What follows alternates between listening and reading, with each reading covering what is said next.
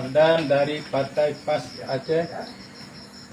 Lon alamat di Lek Munasah Terbu, Kecamatan Mutiara PD.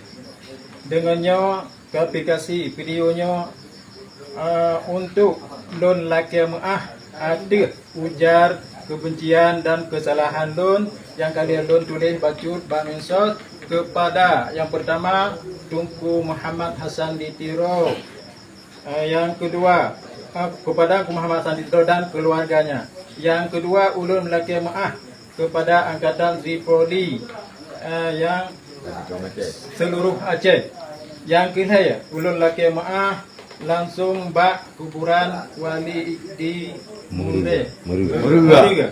InsyaAllah lonjak kenang. Dan yang kelima di samping ulun yang kelima didampingi oleh beberapa wartawan kepada wartawan KPA dan disertai oleh wartawan yang lain. Dengannya ulun sangat menyesal dan ulun menyesal tiga tu ulun ulun mengulangi menyesal hanli ulun pegah-pegah yang jek ke depan hati saudara ulun. Tiga tu ulun laki maah pada bantu saudara ulun yang na tino ataupun yang na di luar dan juga yang na di seluruh Aceh. Ulun laki maah segala-galanya apa yang mungkin manusianya kadang manusianya hana bukti mendum na kesalahan. Ulun memang mengaku kesalahan. Mak tiga tu ulun laki maah kesalahan lunyan.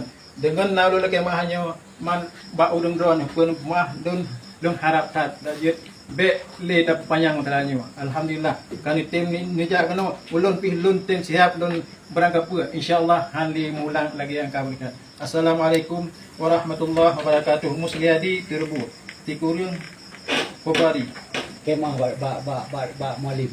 Kemah roba malim.